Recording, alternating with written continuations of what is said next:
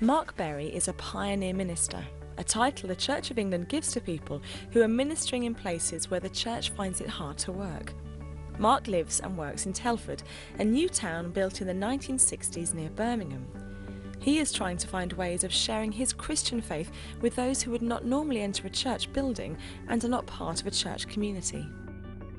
We came to Telford as part of a joint project between the Church Mission Society and the Church of England and the Diocese of Lichfield specifically, to rethink what mission was and what evangelism and what we were doing in terms of church. As Telford is a new town, started in 1963 with a very young population who don't have any particular link with a parish church or an existing church, and so it has a very low church attendance. So we've got to think of new ways. We began by looking at the Bible. The Bible is a great inspiration to us, and there are stories in the Bible. There are patterns, there are models which have been really useful.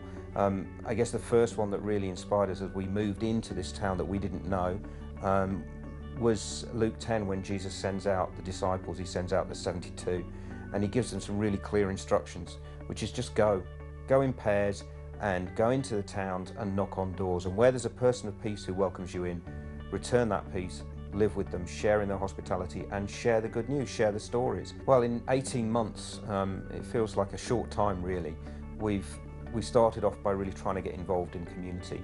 I guess the first thing we did was a Mind, Body, Spirit Fair, which is basically a place where several hundred believers of all sorts of strange and interesting things come together to talk about their beliefs and to sell things and so on. So we decided we would set up a stall and introduce people to Jesus in that kind of context, which has really been fun, and we've done that several times, and there's a real openness.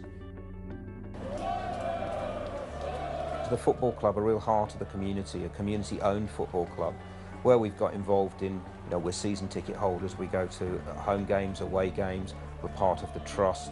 We just get involved in the life of the club, everything from, on a Saturday, watching the game, sweeping the terraces after the match, helping with some of those things, and then sitting and having a drink with the managers and the players. Just really being involved in all parts of the club, and supporting the players and the management, and just being part of that community. The college is another area that we've been developing links, and we run spirituality workshops, which are places really for people to explore everything from dream interpretation to meditation, to share stories, and we do mentoring. We do sort of one-to-one mentoring and group mentoring in the college too. Growing up in the church and being involved in youth work, from when I was a young person being a youth worker, I've seen all sorts of ways that people have attempted to reach out to speak the good news, whether it be people standing and shouting through a megaphone, or doing bits of theatre on a high street, where people just catch glimpses of it as they walk past, but there's no real engagement, to putting on really expensive events and just thinking people are going to come on the basis of advertising. And my gut feeling and experience is that these things just don't work, and a lot of the time they're false advertising. We bring in a band that's really exciting, and then people come to church if they do, and it doesn't relate. So I guess a lot of the techniques that I've seen in my life just really haven't connected, and unfortunately the statistics play that out.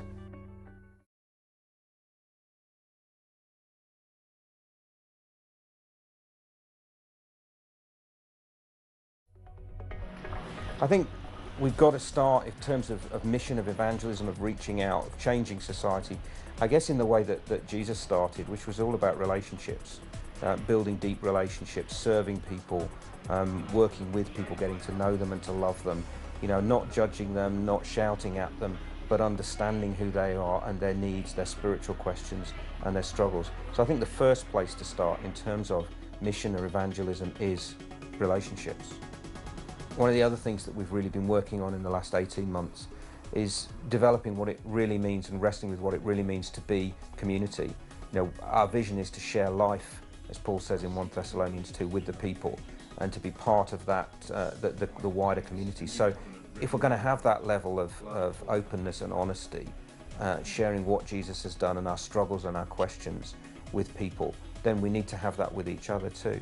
So we as a community want to be accountable to each other, We want to share life together, so we eat meals together. You know, we have a particular time on a Thursday when we share a meal and we break bread. We go away together. You know, we really want to be family. We began to look at those kind of Celtic models of Christianity and Celtic models of community.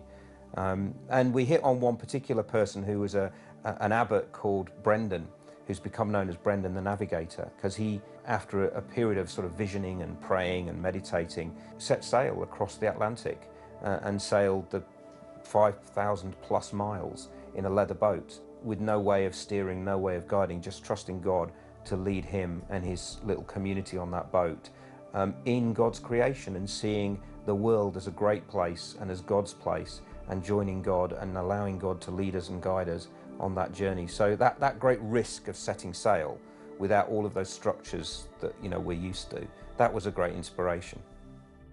We've also found in getting to know people that actually the internet is a big part of people's lives nowadays. And so we've really been focusing part of what we're doing on developing a presence on the internet. So we have a blog, we have a community site, and we've also been doing podcasts and taking some of the spiritual meditations that we've been doing as a Christian community and making those open to other people to use all over the world, not just in Telford, but just generally. So we write liturgies, we make images, and we do videos and podcasts as part of that engaging and part of that way of communicating in new ways the good news of Jesus. The future for our community, for us, is, I hope, a big one, because we really want to get involved in a deeper way. You know, we have a vision of having a community house, not necessarily a place where we all live together, but a house of hospitality, a place where people can come and share and relax and just take time out to build relationships and be themselves and to meet God.